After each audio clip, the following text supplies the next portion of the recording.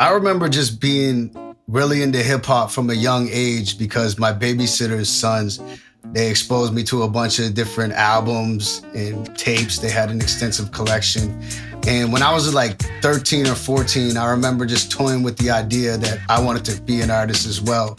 And so I went on the family computer back in the day. It was probably like dial-up or whatever. And I typed in Halifax rap and classified site came up. It was like classifiedlive.net, I think it was at the time. And on the front page, I remember it was the animated video, Unexpected, from like 2003. It was from his album Trial and Error. And I remember just being like, this is fucking amazing. Like, there's actually people from this city really, really doing it. And so from that point on, I was like, okay, if this rap thing is gonna be my dream, like I gotta meet this guy because he's obviously already got it figured out, so maybe he can like point me in the right direction or whatever. And so I made it my mission to meet him from that point on. So after I was introduced to Class's music through that website, I started digging around and I'm like, there must be more artists here doing their thing. And I discovered J. Brew. And I don't know how I got in touch with him. It might have been through MSN Messenger or might have been ICQ at the time. I'm not even sure. And I would have been about 14. And I asked him to do a feature, and Brew agreed to produce the song and to also do a verse on the song. The song was called One Hand. We can live together.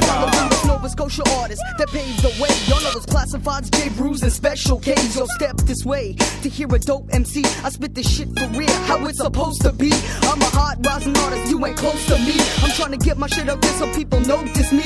Sending demos with the cats so they be knowing me. Just hoping for the best, stay focused, G. It was me, J. Brew, and Rocky Ninja did the hook, a reggae artist.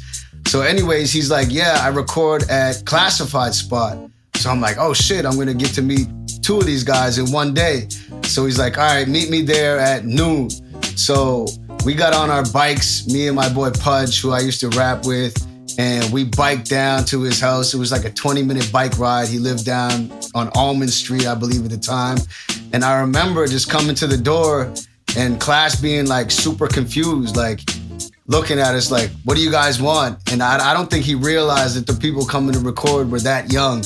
So anyways, we did this song that day, and that was the first introduction I ever had with Class. And I just remember not wanting to go home. I'm pretty sure they wanted me to leave, but he like brought the mic out of the booth and I was freestyling. We freestyled for hours.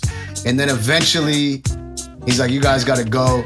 And we stunk like weed. We were paranoid that our parents were gonna think we were smoking weed. So I remember he just hosed us down with cologne, like mad sprays. And then we got on our bikes, we drove back to Fairview. I think there's a misconception that it took a long time for me to get on a song with Class. If you go back to the Facts 4 album, that was a group I was in, him and Mike were on a song with us on that. And also if you go to his greatest hits, While You Were Sleeping, me, Class, Chino XL, and Jordan have a song on there. I think I tried to get him on like every album since then. I don't know what it was, the timing wasn't right, or he was always busy at the time. And then you fast forward to like 2020, I believe it was.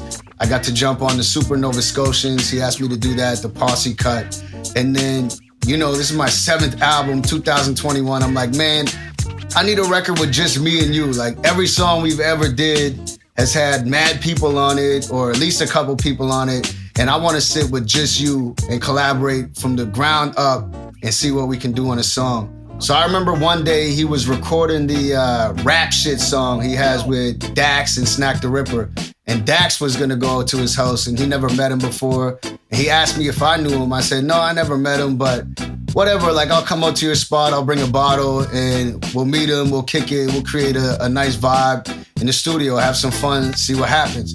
So Dax came in and he did his verse within like 15 minutes, then had to leave to go to a show. So it's just me and Class sitting there with like a big unopened bottle. And I remember we just started drinking it together and I was showing him the music I had for the Myth X so far. And the first song he agreed to get on was Grateful. I was like, man, we gotta finally do a song. He's like, that Grateful one, I got something for that.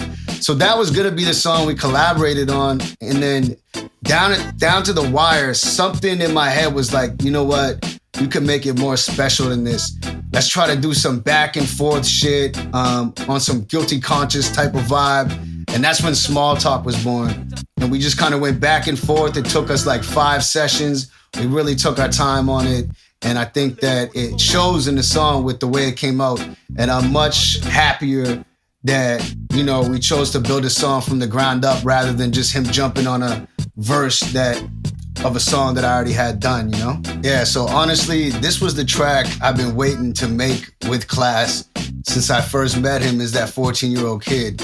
And honestly, it's a special one, man, because he was one of my heroes growing up. And I still look up to the guy. Like, he's one of the only guys, actually, he is the only guy from Nova Scotia who made it in rap and is actually built a sustainable career, had the whole dream with the house and the family and a happily ever after.